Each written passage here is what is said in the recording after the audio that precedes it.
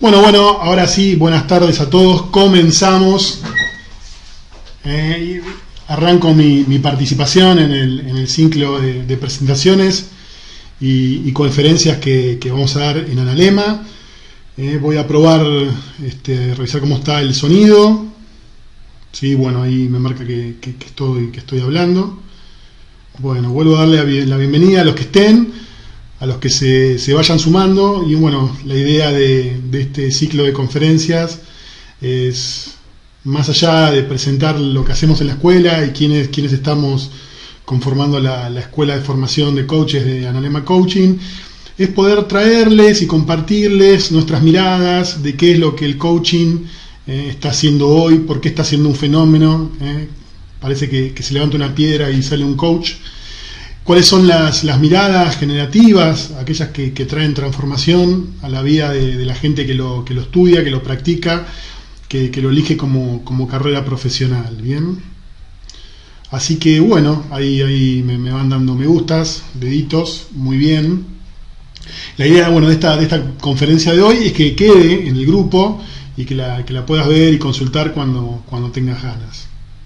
Así que bueno, hoy mi propósito de compartirte esta conferencia, que se llama El Coaching y el Mundo que se Viene, tiene como objetivo mostrarte el coaching como formación, como propuesta académica o educativa. Nosotros le rehuimos un poco a decir eso, que somos una propuesta formativa académica, ¿sí? Donde vas, estudias, das un examen y finalizás y te entregamos un certificado, porque decimos que hay una formación, hay un convertirse en. Ahora lo vamos a ir tocando como tema de esta presentación.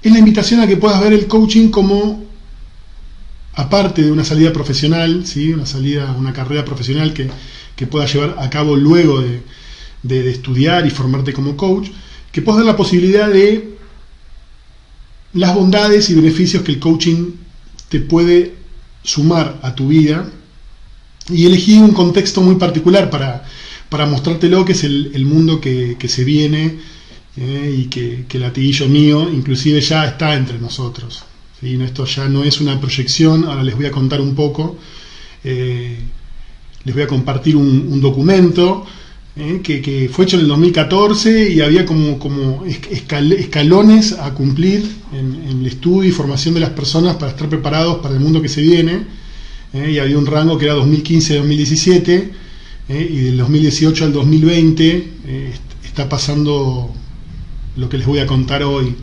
Así que esto ya dejó de ser ciencia ficción para convertirse en una realidad bien tangible. Está en todos lados, a toda hora. Como verán, en todo momento estamos hablando ya de la inteligencia artificial. Ya está entre nosotros. Aquello que yo tengo 41 años, mis padres, mis tíos, eran jóvenes en el 60, nacieron en el 40 y pico. Leían mucha ciencia ficción. En casa las bibliotecas estaban tapizadas de libros de ciencia ficción. Me tocó la oportunidad y elegí leer muchos libros de ciencia ficción, y eso que parecía ciencia ficción, a mis 40 años, unos 25 años después que leía, empecé a leer ciencia ficción, hoy está al alcance de la mano. Solo 15 años, ¿no? Y ponerlo en contexto, hablaba de un Asimov que escribía en el 50, en el 60, estamos hablando que 50, 60 años después de lo que se escribía como si fuera un space opera, hoy está entre nosotros. Así que bien, bueno, entonces ahí se van sumando. La propuesta de hoy es ver qué tiene el coaching para entregarte, más allá de la propuesta de la carrera profesional, certificarte como coach para trabajar de eso. Si eligieras no hacerlo, es mi propósito mostrarte para qué sería importante que puedas transitar el espacio de una formación de coaching, ya sea la nuestra o sea la que vos elijas. Desde ahí hacemos estas conferencias. Queremos contarte qué es el coaching, para qué sirve, por qué lo vemos generativo, por qué nos parece que es un diferencial en el mundo de hoy. Y cuando hablo de coaching, no hablo del coaching genéricamente, sino que hablo del coaching ontológico, ¿sí? Coaching ontológico. Si no escuchaste hablar de lo que es la ontología es el estudio del ser.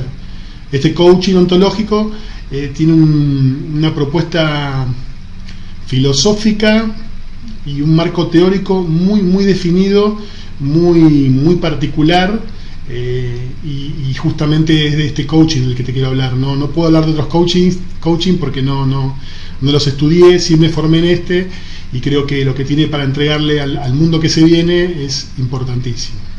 Así que bien, bueno, comencemos con la presentación. Bien, como te contaba hace un instante, voy a hacer pie en un documento del World Economic Forum, el Foro Económico Mundial, en castellano. Es un organismo multilateral, ¿sí?, que tiene un propósito muy definido, que es acercar el sector privado y el sector público para que ambos trabajen cooperativamente, ¿sí? Ven que quizás en el mundo de hoy gran parte del avance y el crecimiento fue debido a la acción privada, ¿sí? Y el Estado iba como relegado tomando ciertas medidas.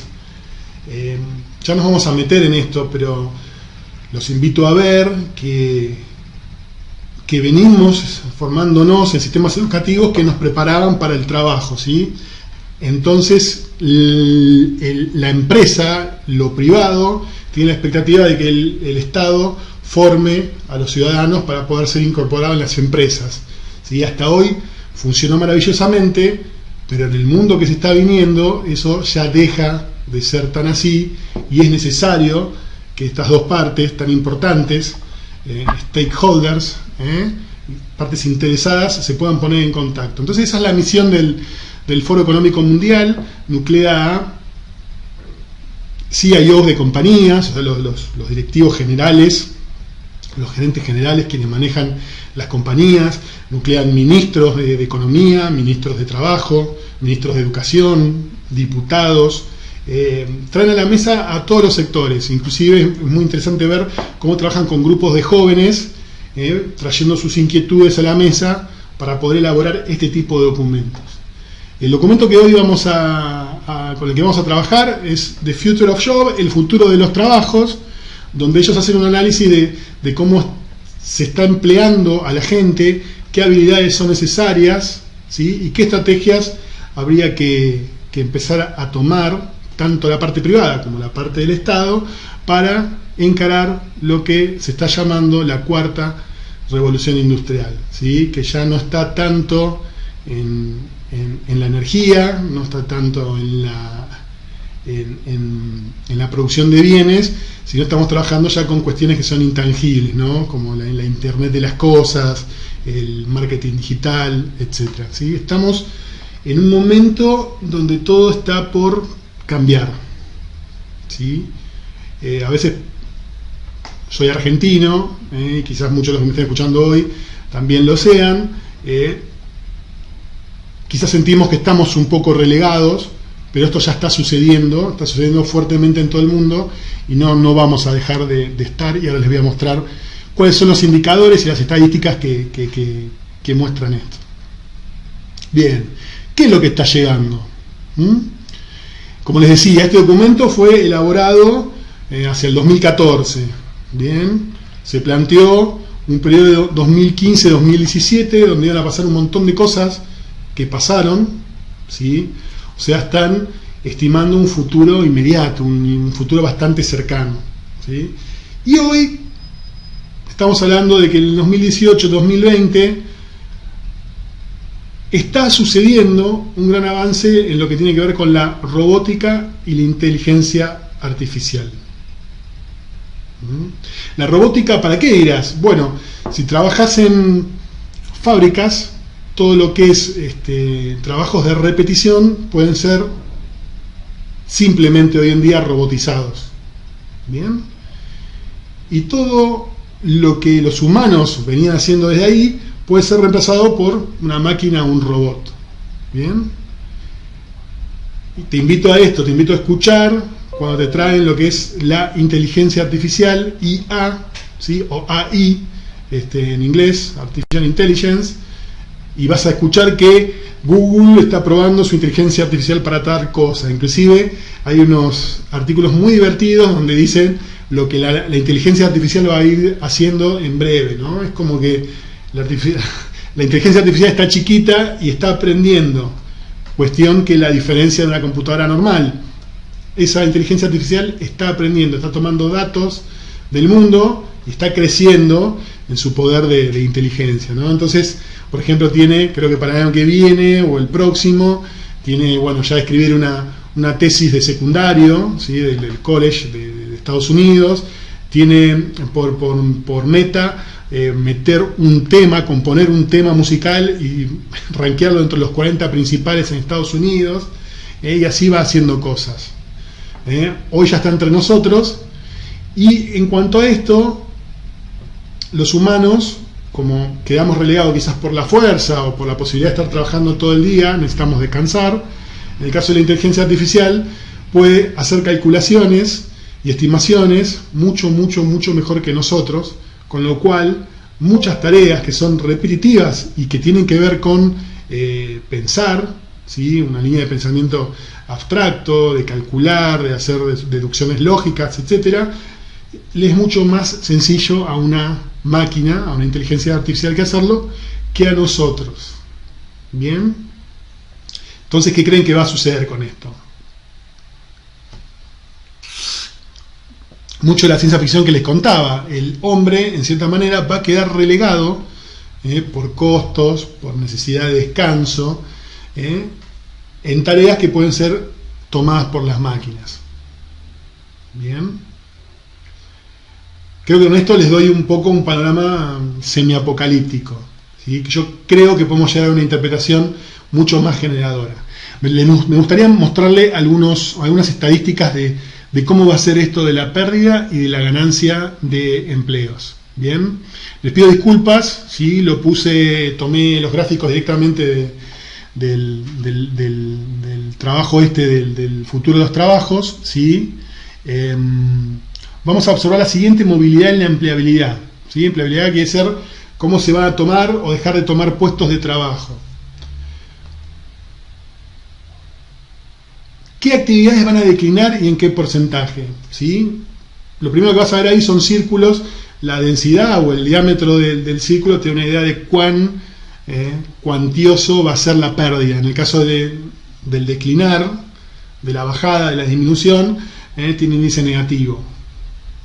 Fíjate, en esto de que la robótica y la inteligencia artificial van a ocupar espacios, todo lo que tenga que ver con la administración y las oficinas, aquellos que hacen trabajo de papeleo, de documentación, de almacenamiento de la documentación, de la atención de reclamos, de la atención de los clientes, ¿sí? Va a ser absorbido por inteligencia artificial, con lo cual va a disminuir esto. Estos son más o menos, se multiplica por 100.000 el numerito ese. El primero que vemos son 4.759 negativo, así que estamos hablando de 47 millones de puestos de trabajo que van a desaparecer en el ámbito de la oficina y de la administración, ¿sí? Todo absorbido ¿por qué? Absorbido por la inteligencia artificial. Bien, me interesa que veas lo segundo, ¿no? Nosotros Argentina tiene un gran componente de servicio y también tiene su industria, ¿no? Fíjate, en este caso va a haber 16 millones del mundo de pérdida en este lapso, ¿no? Te digo 2018-2020. La idea es que con el tiempo evolucione. Va a haber 16 millones de puestos de trabajo que se van a perder en lo que es fabricación y producción. Todo esto va a ser automatizado por robots, por ejemplo. ¿Bien? No va a haber tanta modificación en construcción y extracción, en las artes, en el área legal, pero va a haber bajada, ¿sí? Por ejemplo, en la parte legal, hoy en día, por ejemplo, inclusive en Argentina, muchos trámites que antes se hacían manuales, presenciales, con alguien enfrente, hoy se hacen automatizados desde una computadora, ¿sí? Entonces, eso lleva a la disminución de trámites, por ejemplo, legales, ¿no? Y instalación y mantenimiento, bastante menos. Yo creo que no se va a modificar mucho ese rubro. Ahora bien, no todos son pálidas. Como va a haber disminución, también va a haber aumento, ¿sí? va a haber aumento en qué, bueno, en lo que es negocios y operaciones financieras, en lo que es gerenciamiento, en lo que es computación y matemáticas, arquitectura e ingeniería, ventas y relacionados, y educación y entrenamiento. Los invito a ver ya que donde va a haber crecimiento, son todas tareas que solo el hombre puede realizar. Bien, por un lado, lo que la máquina hace más fácilmente va a ser tomado por la máquina, y aquello que la máquina no puede hacer, bueno, se le va a dar muchísima más prioridad y va a ser tomado por el hombre. A pesar de eso, por eso le decía, es semi-apocalíptico, ¿sí? Estamos hablando de 70 millones de puestos de trabajo que se van a perder por este cambio entre 2018 y 2020, contra 20 millones de aumento. Así que hay un desfasaje de 50 millones de puestos de trabajo que van a quedar boyando ahí en la nada. Bien, bueno, no se asusten, no se asusten. Mi interpretación con respecto a esto, que se las quiero compartir, es que, bueno, lo que la máquina puede hacer lo va a hacer la máquina, y lo que hace el humano y la máquina jamás va a poder hacer, lo va a hacer el humano. Con lo cual creo que, al margen de que pareciera que todo se tecnifica y se tecnologiza, creo que va a haber una emergencia de lo humano como valor fundamental, ¿sí? Le vamos a empezar a dar más prioridad a lo que tiene que ver con lo humano, y vamos a salirnos de la mecanización de la que veníamos de las 3 revoluciones industriales previas. Quiero mostrarles una segunda parte de este escenario, ¿no? Va a haber pérdida de trabajo por las máquinas y la tecnología, va a haber una inicial, es un tercio, es una tercera parte, se van a tomar más puestos para trabajar más en cuestiones que tienen que ver con lo humanístico, pero de seguir así, el panorama sí es apocalíptico, porque les quiero mostrar cómo estamos habitualmente educados, ¿sí? ¿Cómo estamos educados actualmente? Bueno, acá les presento esta tabla. Como estamos educados, tiene que ver con las primeras revoluciones industriales, ¿sí? A pesar de que quizás ya con sus hijos están viendo algunos cambios, no son aún los cambios necesarios, ni los profesores y maestros están capacitados aún para hacer el cambio que se está necesitando, ¿sí? Tiene que ver con el conductismo austríaco de principio del siglo, final del siglo XIX y principio del XX, 1880, 90, 1910, 1920. La escuela conductista es simular lo que pasa en una fábrica, ¿sí? Es repetir. Fíjate vos, repetir una tarea, como si fuera una fábrica. Lo mismo empezó a pasar con el conocimiento, era repetir, mostrar, repetir, mostrar en un examen que cumple y salimos. Bien. El objetivo de esta forma de educación tenía que ver con generar una maestría en habilidades básicas, ¿sí? La aritmética, la lectura, es básico. Ahora también querían que uno fuera químico y lo sea, quiere que sea ingeniero y lo sea, ¿sí? Y digamos que el conocimiento, lo que la persona, lo que los individuos aprendían, tenía que estar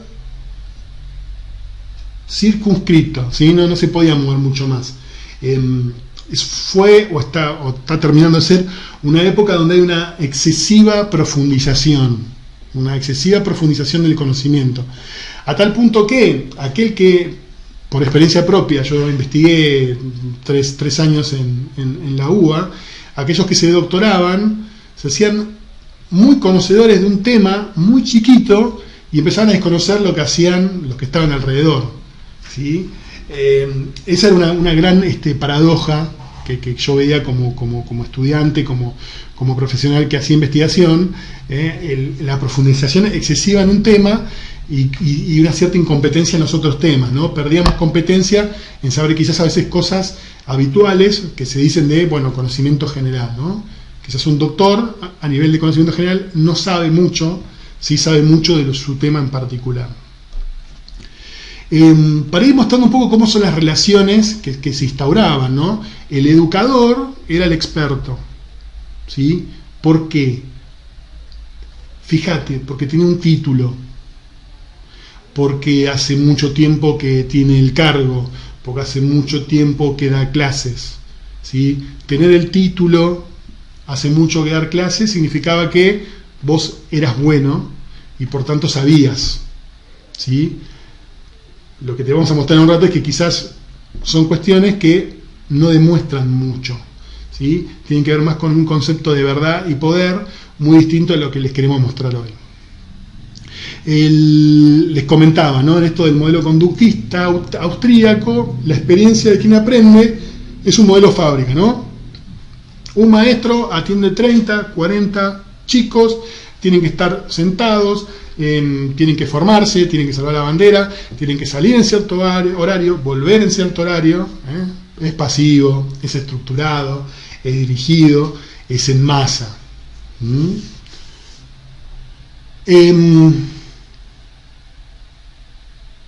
Y se espera que esa transición, ¿no? del colegio, la secundaria, la facultad, al puesto de trabajo, ¿sí? Para hacer lo mismo. Ya estabas preparado porque lo hiciste un montón de años, podías reproducir eso de nuevo en tu entorno de trabajo, era lo que se esperaba.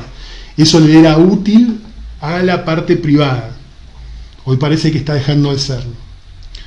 Y esto también, ¿no? Tenía como que, bueno, había una etapa de tu vida que tenías que dedicar al estudio y luego del estudio ya estaba. Ya está, me recibí. De ser estudiante, ¿cuántas veces corrí para sacarme de encima una materia porque eso ya me acercaba a no tener que estudiar más? No a estudiar por placer, ni porque me parecía útil, sino porque me hacía terminar eso que era un yugo, que era molesto, que era cansador, que era tedioso, que era repetitivo, que no le encontraba el sentido. Fíjate, ¿no? En esto del rol de educador, de experto a inexperto, se traza una relación de poder, el que sabe tiene poder y el que no sabe se tiene que callar, tiene que escuchar, etcétera, ¿no? ¿Qué tipo de relaciones se generan desde ahí? En esto del expertise, el maestro es el que más sabe, por ser maestro, es el que más sabe. Algo que también me tocó ver y lo traigo como experiencia personal, no necesariamente el maestro es el que más sabe, generalmente el maestro es alguien que se dedica a la docencia, lo cual hace que esté irradiado de lo que es la parte práctica, ¿sí? Entonces, ¿para qué formamos? Esto, a mi juicio, es el denominador común en la universidad, por ejemplo. Tenemos profesores que o les interesa mucho investigar y entonces quieren investigar, no les interesa la educación, con lo cual son muy malos educadores, ¿sí? O tenemos profesores que se dedican a la educación cierto por ciento y eso hace que la forma en que realizan aprendizaje y se lo devuelven a los alumnos es a través de los libros y de los papers, ¿sí? No hay un contacto con la experiencia del hacer. Entonces esto del expertise, mirá, el maestro es el que más sabe, yo siempre me propuse dudar de eso, porque yo conocía muy buenos jefes, profesionales también, pero eran profesionales, estaban trabajando en un lugar y no iban a dar clases a la facultad para demostrar si sabían más o sabían menos. ¿Bien? Y esto del acceso, tenés que ir a un colegio, ¿sí? Sentarte en un lugar físico y vivir la enseñanza como está dada. Fíjate, ¿no? Yo te invito a que veas este cuadro y nos centremos en los objetivos del aprendizaje. Continuar con un sistema de educación que hace foco en la maestría de habilidades básicas, ¿sí? Por ejemplo, estudiamos contabilidad. Vamos a un colegio técnico y estudiamos cómo soldar, aprendemos cómo soldar. Bien. Seguimos con este sistema de producción de conocimiento para que las personas, los individuos de cada país, de cada sociedad, se unan a un empleo. Estamos trabajando para que mucha gente forme parte de los círculos negros que te mostraba hace un rato, ¿no? Van a ser los puestos de trabajo que van a declinar. ¿sí? Van a declinar. No lo puse aquí como línea, pero digamos, ¿quién define qué se estudia? Habitualmente es el gobierno, es el Estado, que dice cuáles son las materias, cuáles son las carreras que son necesarias y elabora planes de estudio, ¿sí? Quien quiere estudiar por sí solo no suele tener algún tipo de aval del gobierno. Se está hablando de esto, se está hablando de universidades como Oxford o como Cambridge que tienen universidades online virtuales paralelas donde la persona que elige pasar por esa experiencia se forma como tiene ganas y de lo que tiene ganas y de lo que le parece necesario para su vida. Disculpen, me aclaré un poco la garganta. Se ve, nuestro sistema educativo está formando a gente para que se quede sin trabajo de cara a que la robótica y la inteligencia artificial gane espacios. Bien, gane espacios. Esta forma de educación tiene que ver más con lo robótico, ¿no? Habilidades básicas, aritmética, que tienen que ver con la repetición, que tienen que ver con la fábrica, con repetir lo que uno sabe, ¿no? Esto de la edad target, ¿no? Entre los 6 y 25 años, vos terminás de estudiar a los 25, 26, cuando podías, ¿sí? Y bueno, ya está, ya eras contador, ya eras abogado, y ya está, ¿sí? No había que estudiar más nada. Bien. Hoy, yo soy farmacéutico, por ejemplo, cuando empecé a estudiar, terminé de estudiar, y ya no, las drogas que habían en el mercado no estaban en el libro en el que yo había estudiado. Y estamos hablando de quizás desde que vi la materia de farmacología, que me recibí, 2-3 años. ¿Sí? Hoy es imposible armar un plan de carrera que contemple el enorme avance científico que se está dando, en el caso de las ciencias duras, ¿no? No llegás, es conocimiento obsoleto. ¿No? Conocimiento obsoleto.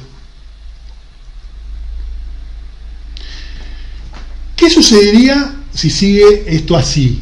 Bueno, ocurriría una nueva pausa de Engels, ¿sí? Bueno, ¿qué fue una pausa de Engels? Bueno, en la primera revolución industrial, ¿sí? Allá por el 1700, mediados y fines del 1700, vino la máquina de vapor a base de carbón. Esto fue un avance tecnológico increíble, porque a partir de eso empezamos con las máquinas de vapor, empezamos a generar movimiento, empezamos a generar fuerzas que antes debían ser desarrolladas por hombres tirando, por caballos tirando, ahora lo hacía una máquina, nos permitió construir trenes, nos permitió transformar esa energía de vapor química, transformarla en energía eléctrica. Fue un salto tecnológico sideral a como veníamos viviendo. Ahora bien, el que era paisano y trabajaba en el campo y labraba la piedra, labraba la tierra, era paisano y labraba la tierra. ¿Cómo se le explicaba que ahora la máquina podía hacer cierto trabajo por él, o que había empleos en la ciudad o en la zona fabril que lo estaban esperando, para lo cual tenía que tener una formación que no tenía, ¿sí? Entonces esto que pareció un gran salto tecnológico con una potencialidad de transformación de la sociedad enorme, que de hecho fue así, se modificaron las costumbres de vida en Inglaterra, producto de la revolución industrial, muy marcadamente, debieron parar, debieron frenar ese salto transformacional, porque el pueblo no estaba preparado para absorber lo que esa transformación traía consigo. Así que bueno, un ejemplo, por ejemplo, hoy todos tenemos Facebook, ¿sí? Todos tenemos Facebook, muchos creemos que termina siendo para contactar amigos de la escuela primaria, pero Facebook es una plataforma de marketing digital. Todo lo que vos le das de comer, desde tus datos en un principio hasta tu forma de comportarte dentro de la plataforma, es utilizado por Facebook para vendérselo a empresas que quieren venderte algo. Muchos lo usan para contactar a los amigos de la primaria, y está bien, y otros muchos los usan para venderte algo, ¿sí? Para ponerte justo delante de la persona que te va a comprar. ¿Bien? Eso es un conocimiento que muchos sabemos que existe, muchos lo utilizamos, y lo utilizamos eficientemente, pero ¿cuánta gente no sabe que es así? Digo, y en esto te estoy diciendo que es una oportunidad de ganar dinero, ¿sí? Te vas a poner delante del cliente que te va a comprar. ¿Cuántos saben que es así? Pocos, porque esto no se enseña. No se enseña como currícula y no se ve como un espacio de aprendizaje, ¿sí? Entonces, de seguir así, lo más probable es que tengamos un retraso muy grande, porque ni siquiera vamos a poder incorporarnos en estos globitos azules, que va a haber crecimiento de empleabilidad, va a haber toma de gente para trabajar, pero lo más probable es que no estemos capacitados. No estemos capacitados. Entonces, ¿qué necesitaríamos para sumarnos a esta ola de transformación que está ocurriendo ya, 2018-2020? ¿Qué necesitamos? Y para eso el Foro Económico Mundial, en este trabajo, el futuro de los trabajos, elaboró un top 10, un top 20, perdón, no, un top 10 de, ¿qué puse yo? Un top 10 de habilidades para 2020. Decirte que entre 2015 y 2017 había otro top 10 que se modificó, ya no vale la pena que te lo cuente, tiene muchas estas habilidades, pero otras habilidades directamente desaparecieron. Aquello que era importante para los 2 años previos, 2015-2017, dejaron de ser importantes ahora, entre el 2018 y el 2020. Bien, te presento estas habilidades que van a ser necesarias para poder insertarte en este nuevo mundo que viene. Bueno, primero la resolución de problemas complejos. Bien, problemas complejos como el calentamiento global, la polución de los océanos, los conflictos raciales o religiosos. Estamos hablando de poder observar y ver las relaciones multifactoriales y sumamente intrincadas y complicadas que dan sucesos a estos problemas, que son prácticamente de una resolución muy difícil. A una primera mirada pareciera imposible. Otra que se me ocurría antes de repensando la charla para hoy es el conflicto de intereses entre los empresarios que desean producir, ¿sí?, y la contaminación del planeta, ¿no? ¿Cómo hacer para que el empleador, dueño de la empresa, no despida gente porque si no puede producir la empresa, tengo que echar gente, pero bueno, entonces si produce la empresa, tengo que contaminar el mar, tengo que contaminar la tierra, etcétera, ¿no? Esos conflictos, esos problemas son complejos y son muy difíciles de abordar, inclusive aún para la inteligencia artificial. Entonces, tener una habilidad para encarar estos problemas complejos y pensarlos, todavía el hombre, el ser humano, está muy adelantado a lo que es la inteligencia artificial, y desde ahí esta habilidad se torna crítica, se torna muy, muy importante. Fíjate en dónde se va a tornar importante. La resolución de problemas complejos va a ser una habilidad necesaria en aquellas empresas que empiecen a perder empleos, ¿no? ¿Sí? Que por el avance de las máquinas, de la inteligencia artificial y la robótica, deban despedir empleados, deban no pelearse con los gremios, con los sindicatos, etc. La segunda habilidad de este top 10, si me acompaña la máquina, es el pensamiento crítico. Pensamiento crítico, que tiene que ver con la posibilidad de transformar datos, transformar información en interpretaciones poderosas, para poder, por ejemplo, generar nuevos productos o interrelación de ciencias, como la biología y la ingeniería, ¿no? El otro día leía un trabajo muy interesante de gente que realizó una combinación de microorganismos no recuerdo ahora, creo que era un hongo y una bacteria, ya fusionó dos cuestiones biológicas, dos especies biológicas distintas. Uno producía un componente que el otro lo tomaba y mediante la inserción de unos electrodos producían electricidad. Ahí va, ¿no? Esto de la interpretación poderosa. ¿Qué pasa si podemos crear algo con esto que ya tenemos? Que tiene mucho que ver con la siguiente habilidad, que es la creatividad, ¿no? Pasar de una idea a algo tangible, distinto y novedoso. Eso es la creatividad. Seguimos con la gestión de personas. Por más que tengamos robots funcionando, siempre vamos a necesitar de personas para manejarlos, para setearlos, para construirlos.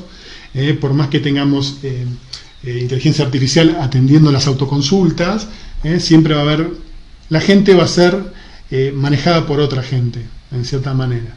Entonces, bueno, la gestión de personas es una habilidad que no va a dejar de existir en este mundo que se viene. Ahí está, no digamos, gestión de personas como tener liderazgo para manejar esas personas y poder asignar roles de gestión distintos. Hace mucho hincapié en eso. ¿De cuánto dependen nuestros objetivos de hacer con otros? Entonces, coordinar con otros, con otras personas, es algo que las máquinas no van a hacer. Las máquinas no saben, no tienen emociones, no pueden interpretar. Fíjate en pensamiento crítico, como te decía, generar interpretaciones poderosas. Las máquinas no van a interpretar. Pueden manejar datos, pueden manejar números, pueden manejar hechos, pero no van a interpretar, no pueden interpretar, no entienden qué es interpretar, ¿sí? Entonces, bueno, coordinar con otros para el logro de objetivos se transforma en la habilidad dentro de las primeras 5. Yo te pregunto, ¿qué tan potente estás para hacer con otros? Para hacer vos con otros. Fíjate, no te digo que vos logres que los otros hagan, ¿sí? ¿Qué tan competente estás para que los otros hagan junto a vos? Inteligencia emocional. Bueno, una tontería respecto de esto va a ser muy importante, ¿sí? En la toma de la definición de los roles dentro de una empresa, que los managers sean personas que tengan alta competencia en la inteligencia emocional, por ejemplo la empatía y el asombro, la curiosidad para poder gestionar a otras personas, ¿sí? Pero bueno, este es un intangible, es una habilidad, una competencia que tiene que ver con todos los ámbitos de la vida, ¿no? De poder entendernos en esto que somos, ¿sí? Quizás decir que lo emocional tiene que ver con los animales, me hace mucho sentido, porque digamos, muchos animales funcionan a ese nivel todo el tiempo, y nosotros tenemos esa parte del cerebro, después tenemos una hermosa corteza frontal y prefrontal que nos permite hacer un montón de otras cosas, pero eso vive en nosotros, y eso justamente es lo que no tienen las máquinas y nosotros sí tenemos. Poder comprendernos, poder autogestionarnos en el espacio emocional va a ser muy importante. Por eso les digo, parece que las máquinas vienen a usurpar aquello que era nuestro, que estaba dado, pero producto de eso ya nos estábamos maquinando antes, pues estábamos trabajando como máquinas. Eso en lo que las máquinas nos va a desplazar es dejarle por una buena vez por todas el lugar a la máquina, y nos va a permitir poder cultivarnos, poder enriquecernos con nuestra propia humanidad. Sigue el juicio y la toma de decisiones.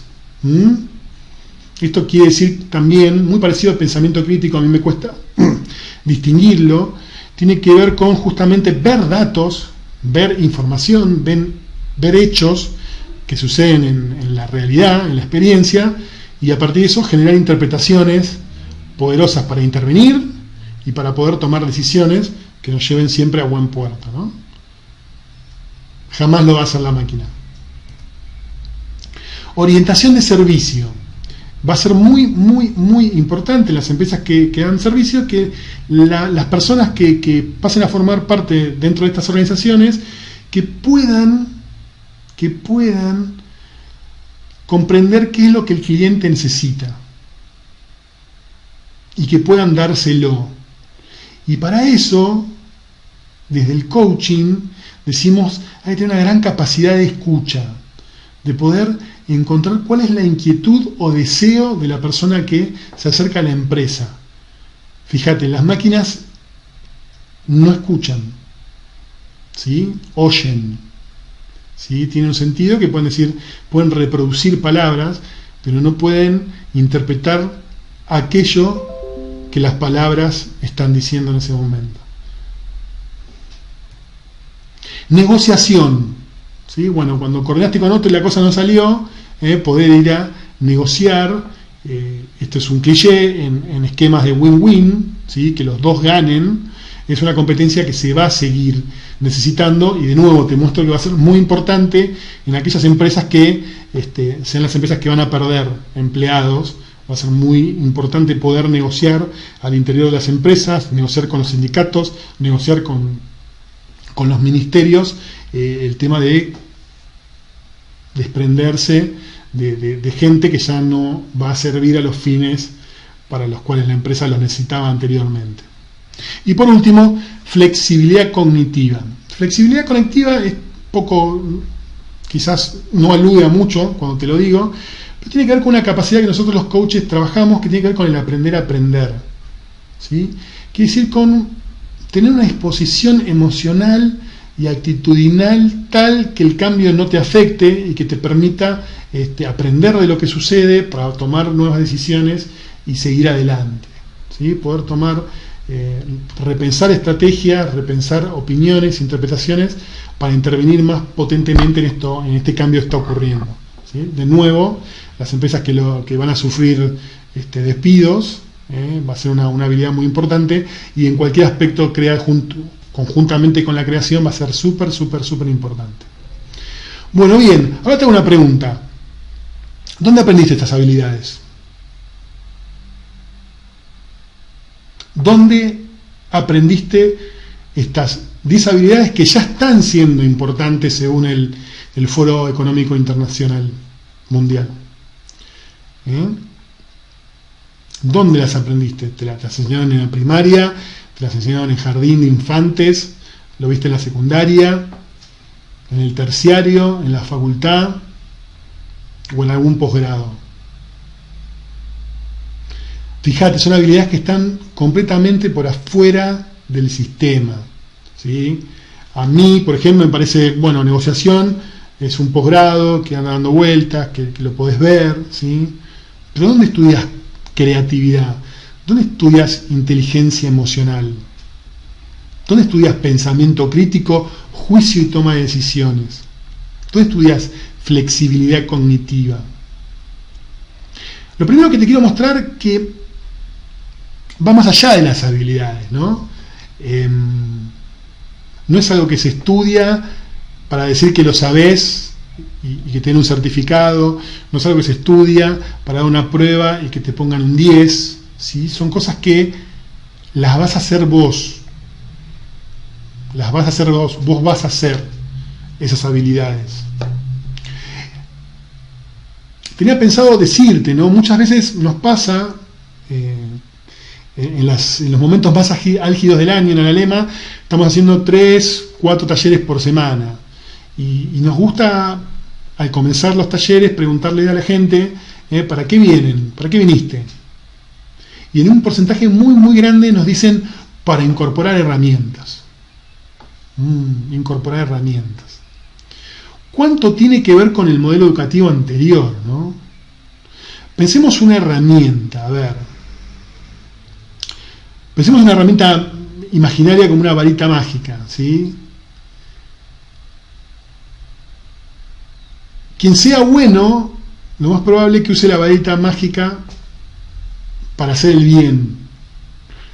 Quien es malo, lo va a usar para hacer el mal. Quien está haciendo, usa la herramienta no lo cambia a quien la usa, ¿sí? Vos podés ser bueno o malo, pero aumentás el poder de lo que estás haciendo a través de la herramienta. Vos no cambiás, vos no dejás de ser quien sos al usar una herramienta. Todas estas habilidades hablan de una transformación personal. De ahí que es como un chino pedirle a la escuela, a la maestra que tiene 40 alumnos, que mida el grado de transformación de las personas al dar, por ejemplo, creatividad, ¿no? Vamos a medir la creatividad de los 40 alumnos. Se hace imposible, se hace completamente imposible. Así que bueno, en esto que te contaba al principio, mira todo lo que hablé hasta ahora, el coaching como proceso que podés transitar, como proceso que podés vivir sin esperar recibirte, sin esperar certificar, sin esperar hacer de la profesión tu forma de vida laboral, la forma con que te ganes el dinero, te puede aportar todas estas habilidades en un proceso que, bueno, en las escuelas presenciales creemos que es un tiempo razonable de poder asistir a las personas a que se transformen en un lapso de 2 años. Bien. Y esto hablarte, ¿no? ¿Cómo hacer el coaching ontológico para hacerte competente en estas habilidades? Te vuelvo a recordar, cuando decimos ontológico, estamos hablando del estudio del ser. La propuesta del coaching ontológico está fundamentada en la ontología del lenguaje. La ontología del lenguaje es una rama de la filosofía que tiene un cuento muy, muy particular del ser humano, ¿no? ¿Por qué te lo traigo con ganas, con pasión para mostrártelo? Por eso, si la movida en estos años que se vienen es empezar a mirarse, empezar a ver al humano como fenómeno, porque las máquinas van a hacer lo que hacen las máquinas y ya está. Con todo lo que estoy diciendo, te quiero decir que no es que hay que dejar de estudiar robótica, ni biotecnología, ni mucho menos. Digo, para poder hacer y para poder hacer aún mejor, para crear más y crear cosas más novedosas, vamos a necesitar de hacer pie en nuestra humanidad. Así que sos ingeniero, el coaching ontológico te va a dar posibilidades para desarrollar todas estas habilidades. Ontología del lenguaje. Estudio del ser, ontología del lenguaje. La propuesta de la ontología del lenguaje habla de que los seres humanos somos seres lingüísticos, seres que vivimos en el lenguaje. Que el sentido que obtenemos del mundo, el sentido que nos generamos del mundo, cómo vemos, cómo percibimos al mundo, tiene que ver con el lenguaje. ¿Sí? La forma en que nosotros percibimos tiene que ver con las palabras que tenemos disponibles para nombrar eso que percibimos. Si no tenemos palabras, no lo percibimos. Cuando digo percibir, estoy diciendo sentido biológico, escuchar, ver, oír, tacto, sabor, hay sentidos internos que tienen que ver con el dolor, con el calor, con el tacto interno. Hay muchos más de 5 sentidos, ¿sí? Y la información que entra por nuestros sentidos, ¿qué interpretación nos genera? Entonces, cuando escuchamos a alguien hablar, esa forma que tiene de hablar, las palabras que elige al momento de describir su mundo, describirse a sí mismo, describirse a los demás, está hablando de cómo está percibiendo el mundo. ¿Qué más? ¿Sobre qué más trabaja la ontología del lenguaje? Trabaja sobre los sistemas.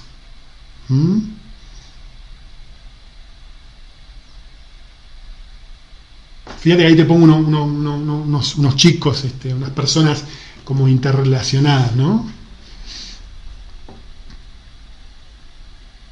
El sistema como distintos percibidores, como personas que se nuclean como un sistema, como algo que va evolucionando en el tiempo. Evolucionando no, se va moviendo en el tiempo. Como interpretaciones que son ya del sistema, y el sistema se las pasa a las personas. Y por último, importantísimo en el coaching, no hay coaching si no hay acción, ¿sí? Que todo esto que nosotros traemos te traiga a poder intervenir en el mundo y modificar lo que sería un devenir espontáneo, que puedas cambiar el curso de los acontecimientos mediante tu acción. Vamos a bajarlo a tierra. Quizás quedó, yo siento que quedó abstracto. Volviendo a las habilidades, por ejemplo. La primera, resolución de problemas complejos. ¿Un problema es un problema? ¿O un problema es algo que está en el mundo que yo lo percibo como problemático? Esto es coaching, ¿sí? Esto es coaching ontológico. Quien trae problemas, no hay problemas en el mundo. ¿Dónde hay un problema? Yo ahora le estoy hablando a una cámara, delante de mí está la computadora, hay un micrófono, está el mate. Son todas cosas que, si viene otro percibidor, si viene otra persona, otro individuo, otro ser, como vivimos consensuadamente, compartimos un mismo lenguaje, me va a decir, va a haber una cámara, va a haber un micrófono, la luz, un termo, un mate, no va a haber ningún problema. Ahora si yo le digo, ¿hay un problema? ¿Dónde está el problema? El problema solamente radica en la forma de ver que tenemos el mundo, de interpretar algo que sucede. ¿Sí? Ver la polución de los océanos es ver que hay, por ejemplo, residuos domiciliarios en el agua de mar metidos 2000 metros para adentro al lado de la isla de Pascua. Que hay una isla de basura que va girando por el océano. Problema es una interpretación. ¿Sí? Cuando tenemos un problema, ¿cómo lo vivimos? Esto también es ontología. Cada interpretación tiene una emoción asociada. Lo problemático, ¿cómo se vive? Quizás se vive como esforzado, como enojoso, nos produce enojo, nos parece injusto que sea así, como algo esforzado, como algo resignado, no vamos a poder resolverlo. Puede haber alguien que diga, me encantan los problemas, vamos a resolverlo. Bueno, bien. ¿Con esto qué te quiero decir? Con esto te quiero decir que la resolución de problemas, en cierta manera, está asociado con la actitud personal que tienen las personas de ese problema. Y de la emocionalidad con que encaran el problema radica la posibilidad de solucionarlo, ¿sí? Desde la resignación, de decir no va a pasar, va a ser muy difícil resolver un problema, y del entusiasmo, la emocionalidad muy distinta, es más posible que ocurra. ¿Me hago entender? Pensamiento crítico, decíamos esto de poder generar interpretaciones, y la percepción era sentir más interpretar, poder generar interpretaciones que logren cosas en el mundo. Y esto es muy importante, yo lo recalco. La ontología del lenguaje, a pesar de decirte que era una disciplina filosófica, ¿sí?, no se pierde en la aridez o en la academicidad de la filosofía. Toda interpretación ontológica busca que en el mundo, ahí el último cuadrante, las acciones, aparezcan cosas que nos sirvan a la ética de un buen vivir, ¿sí? Buen vivir personal y un buen relacionarnos con los otros. En esto de pensamiento crítico podemos hacer un montón de interpretaciones que nos permitan ganar más dinero, pero quizás no estemos respetando la idea de la ontología, que es llevarnos bien con el vecino, y no polucionar, no contaminar, no matar, no asesinar especies animales, etc. La ontología del lenguaje tiene un fuerte componente de ética, ¿sí? Una ética del buen vivir y del buen convivir. La creatividad, transformar una idea en hecho. En esto del sistema, por ejemplo, yo hoy te estoy hablando castellano, en español, porque nací en Argentina, nací en Mar del Plata y me formé dentro de este sistema. Si hubiera nacido en Boston, lo más probable es que estaría hablando inglés, ¿sí? El sistema ya me legó, por ejemplo, me entregó, me heredó la forma de hablar del sistema. ¿Mm? Y en esto de la creatividad, nuestro mundo está configurado por muchas ideas y sentidos comunes que tienen que ver con el sistema al que pertenecemos. ¿Mm? Poder entender que somos percibidores, que nacimos en un sistema, que heredamos esas ideas, poder revisarnos en cuáles son las ideas, nos permiten despojarnos de ciertas ideas que al momento de crear nos condicionan. ¿Sí? Nos van a decir, no, eso no va a pasar, eso no es posible. ¿Mm? Así que desde el punto de vista de la percepción, lo que la ontología del lenguaje tiene para ofrecerte es que puedas aumentar tu creatividad, que puedas romper ciertos lazos que te restringen, que te los legó, te los entregó el sistema. La inteligencia emocional. ¿Mm?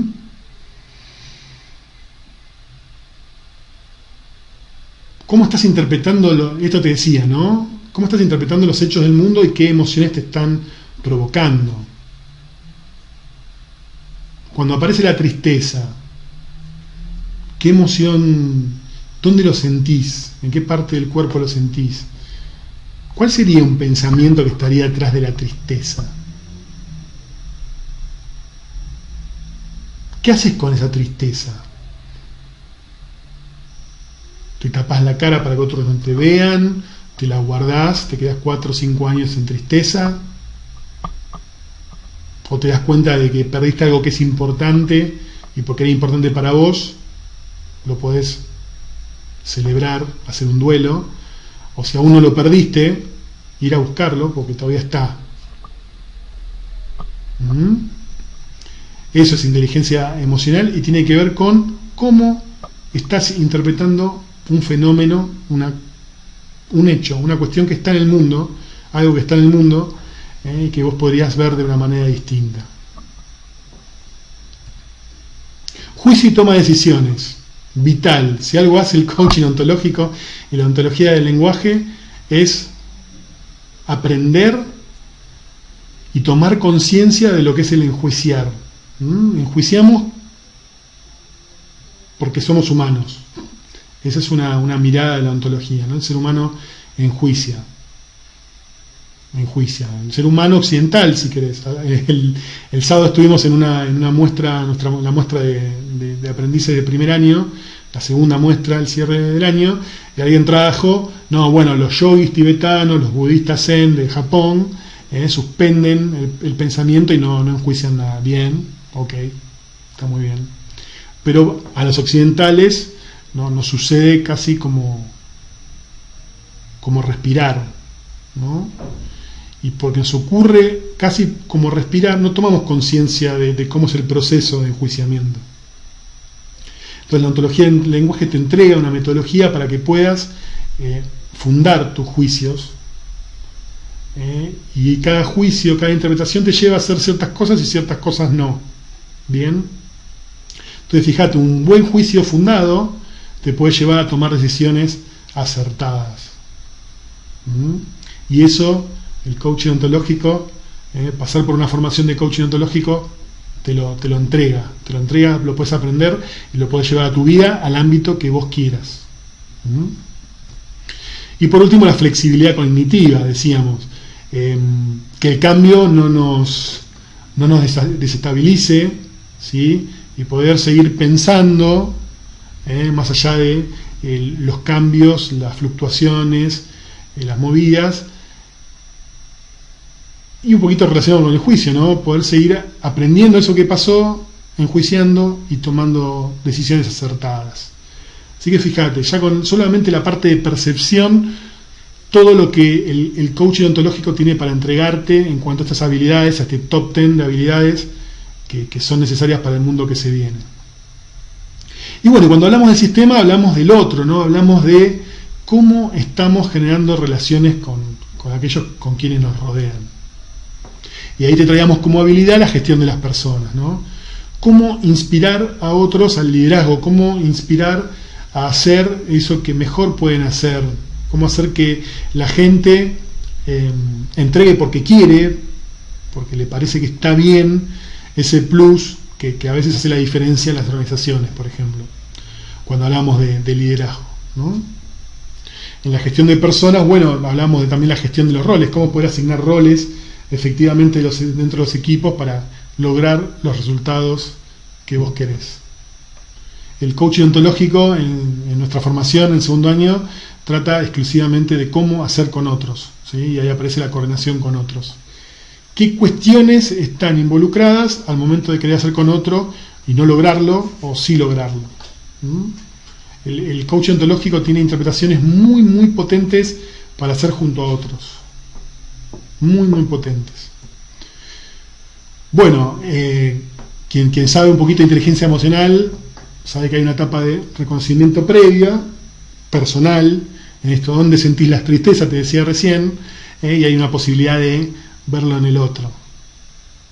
Poder reconocer una corporalidad que acompaña una cierta emocionalidad en las personas, como que era una habilidad fundamental para la selección de los managers del futuro de mañana, del futuro que se viene, que ya está acá, poder entender qué le pasa a la gente y cuando le pasa lo que le pasa, y si alguien se enoja por algo, no enojarse, comprender que el otro está enojado, que puede haber algo que está incumplido, que le parece injusto, y poder acompañarlo a transformar esa emoción, que habitualmente en el devenir del acontecer no suele ser muy generativo, transformarlo en algo generativo que redunde en beneficio para ese sistema, para ese equipo.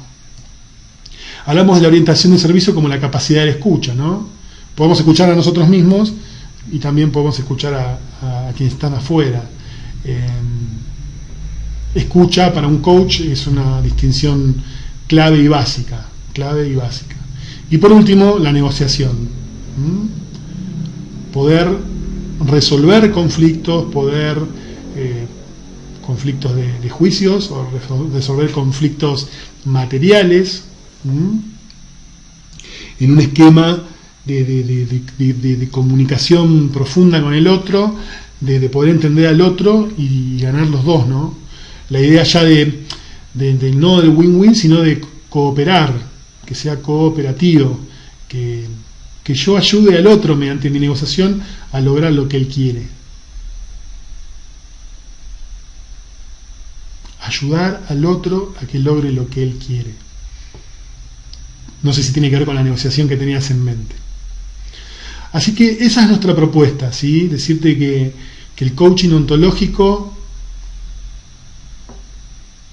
voy a poner una fecha arbitraria que es la fecha de edición de la ontología del lenguaje, fue en 1994, el año que viene va a estar cumpliendo 25 años ese libro.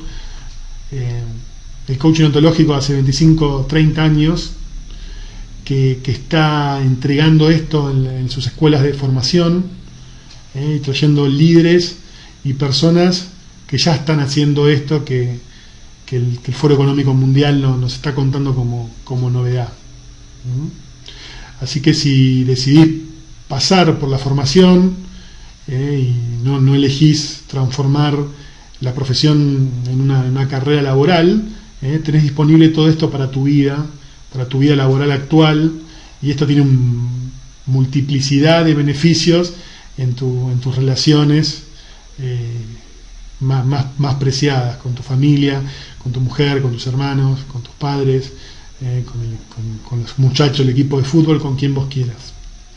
Así que bueno, esto fue la presentación que tenía hoy para ustedes. Cualquier duda, consulta, me la dejan ahí en el feed del video, o ahora les estoy poniendo mi email, cualquier duda o consulta que tengan. Bueno, esto fue el coaching y el mundo que se viene. Les mando un fuerte abrazo a todos, cuídense.